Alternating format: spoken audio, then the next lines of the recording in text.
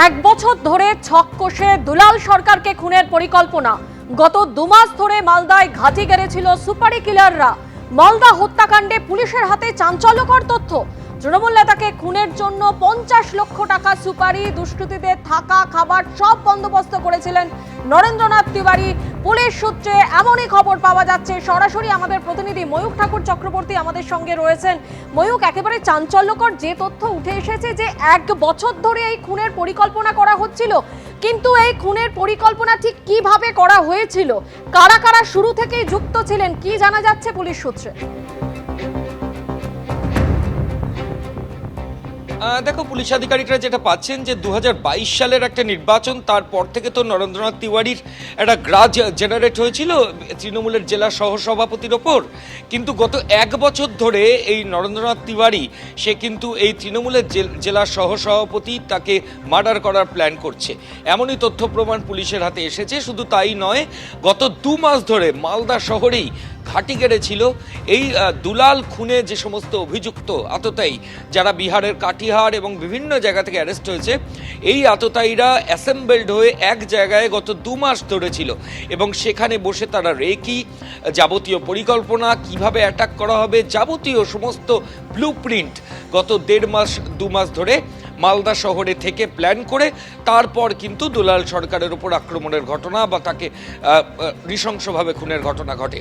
Police আধিকারিকরা যেটা প্রথমেই বলেছিলেন, এডিজি সাউথ বেঙ্গলও জানিয়েছিলেন যে 50 লক্ষ টাকা সুপারি দেওয়া হয়েছিল। কিন্তু এখন সবচেয়ে বড় প্রশ্ন, 50 লক্ষ টাকায় কি দিয়ে দেওয়া হয়েছিল? আর নরেন তিওয়ারি কি 50 লক্ষ টাকা একাই দিয়েছিলেন, নাকি তাকে কেউ ফান্ডিং করেছিল? পুলিশ সূত্রে যেটা পাওয়া যাচ্ছে যে এখনো পর্যন্ত যে 50 লক্ষ টাকা নরেন তিওয়ারি একাই অ্যারেঞ্জ করেছিলেন, তাকে কেউ ফান্ডিং করেছিল এমন কোনো তথ্য প্রমাণ এখনো পর্যন্ত পুলিশ আধিকারিকদের হাতে আসেনি। কিন্তু সেই যে টাকা, সেটা কিন্তু পুরোপুরি ডিস্ট্রিবিউট হয়নি। এই টাকাটা ডিস্ট্রিবিউট করার দায়িত্বে ছিল রোহন, যার বিরুদ্ধে 2 লক্ষ টাকা ইনাম ইতিমধ্যেই মালদা পুলিশ অ্যানাউন্স করেছে, এবং আরেকজন হচ্ছে বাবলু যাদব। এই দুজনই এখনো পর্যন্ত অ্যাবসকন্ডিং। আর একজনও দায়িত্বে ছিল, যে হচ্ছে স্বপন শর্মা, 71 বছর বয়সী একজন বৃদ্ধ, যার বিরুদ্ধে একাধিক অপরাধমূলক কাজকর্মের নজির আছে। যে এই কোন অভিযুক্তদের নিয়ে এসে অপারেশন করতে হবে, কোথা থেকে আর্মস আনতে হবে, এই ইনফরমেশনগুলো দিয়েছে। আর সেটার এক্সিকিউশন পার্টে ছিল বাবলু যাদব, আর সে সমস্ত জায়গা থেকে অ্যারেঞ্জ করে দিয়েছে। আর এন্টায়ার এক্সিকিউশনের টিম লিডারের ভূমিকা পালন করেছে হচ্ছে রোহন। পুলিশ আধিকারিকরা বলছেন, আততায়ী যারা ইতিমধ্যে ধরা পড়েছে, তারা 30,000 থেকে 35,000 টাকা ইতিমধ্যেই তারা পেয়েছে। গত 2 মাস ধরে তাদের থাকা খাওয়া, মুভমেন্টস অর্থাৎ গাড়ির জন্য খরচ এবং আর্মস প্রকিওর করার জন্য খরচ, সেই টাকা বাদ দিয়ে 30 থেকে 35,000 টাকা ইন্ডিভিজুয়ালি প্রত্যেকের কাছে ডিভাইড হয়ে গেছে। এই অপারেশন যদি সাকসেসফুল হয়ে যেত, সেক্ষেত্রে বাকি টাকা, যে কমিটেড অ্যামাউন্ট যেটা ছিল, সেটা তাদেরকে দেওয়া হতো। এমনই তথ্য প্রমাণ পুলিশের হাতে এসেছে। শুধু তাই নয়, স্বপন শর্মা, 71 বছর বয়সী যে ব্যক্তি, যার বিরুদ্ধে খুনের মামলা রয়েছে, যে আপাতত হাইকোর্টের নির্দেশে জামিনে রয়েছে, সে জেরায় পুলিশকে এটাও জানিয়েছে যে তৃণমূলের ইংরেজবাজারের সভাপতি, টাউন সভাপতি নরেন্দ্রনাথ তিওয়ারির বাড়িতে কিন্তু এই আততায়ীদের গত কয়েক মাস ধরে মুভমেন্ট ছিল। সেই তথ্য প্রমাণ ইতিমধ্যেই পুলিশ আধিকারিকদের হাতে এসেছে। ধন্যবাদ ময়ূক। অর্থাৎ যে চাঞ্চল্যকর তথ্য উঠে আসছে, 1 বছর ধরে এই খুনের ঘটনার পরিকল্পনা করা হয়েছিল এবং এই যে সুপারি কিলাররা, তারা আগে থেকে চলে এসেছিলেন, 2 মাস ধরে সবকিছুর উপর নজরদারি করছিলেন এবং তাদের থাকা খাবার সবকিছু তদারকিতে ছিলেন নরেন্দ্রনাথ তিওয়ারি।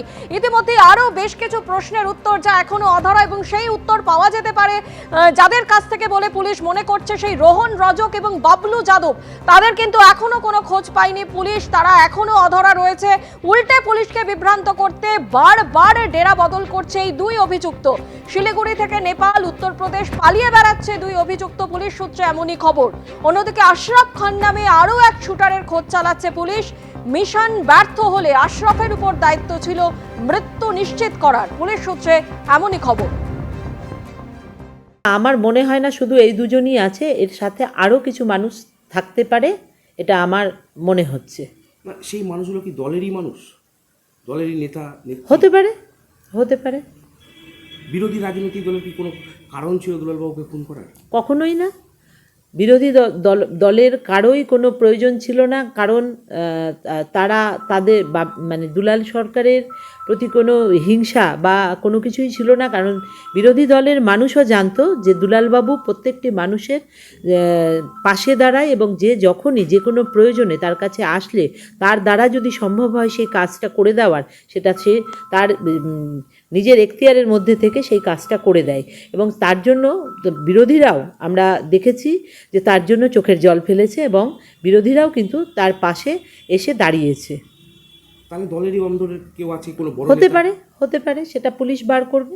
শুধু নিহত তৃণমূল নেতা শ্রী চৈতালি সরকারই নয়, মালদা থেকে রাজ্যের মন্ত্রী সাবিনা ইয়াসমিন থেকে শুরু করে ইংরেজবাজার পুরসভার চেয়ারম্যান ও দলের রাজ্য সহ সভাপতি কৃষ্ণেন্দু নারায়ণ চৌধুরী, দুলাল সরকার খুনের পেছনে বড় মাথার যোগের তত্ত্ব শোনা গেছে তৃণমূলের একাধিক শীর্ষ নেতার মুখে। বড় মাথা না থাকলে হয় না, প্রকৃত মাথাটাকে বের করুন। প্রভাবশালী একজন নেতা আছেন, তিনি করেছেন। বড় মাথা না থাকলে হয় না, প্রকৃত মাথাটাকে বের করুন। প্রভাবশালী একজন নেতা আছেন, তিনি করেছেন। নিরাপত্তা তুলেছেন তো মমতা ব্যানার্জির ক্যাবিনেটের একজন রাষ্ট্রমন্ত্রী, তার ফোনে এসপি তুলেছে। আমি তো দায়িত্ব নিয়ে বলছি, মমতা ব্যানার্জির ক্যাবিনেটের একজন রাষ্ট্রমন্ত্রী দুলাল সরকারের নিরাপত্তা রক্ষে তোলার জন্য এসপি প্রদীপ যাদবকে ফোন করে নির্দেশ দিয়েছে। তৃণমূল দলের ছোট মাথা, মাঝারি মাথা, বড় মাথা অনেক আছেন। তৃণমূল দলের এই সমস্ত ছোট মাঝারি বড় মাথাদের মাথা কিন্তু ছাতা, তাদের ছাতার নাম মমতা ব্যানার্জি। তারা সব এক ছাতার তলায় আছে। অপরাধী সবাই জানে কারা অপরাধী, সহধর্মিনী সেও জানে, তৃণমূলের নেতারাও জানে, দিদিও জানে, পুলিশও জানে, কিন্তু কতটা ধরা হবে, কতটা ছাড়া হবে সেটা নির্ভর করে দিদির মর্জির উপরে, কারণ সে সকলের ছাতা।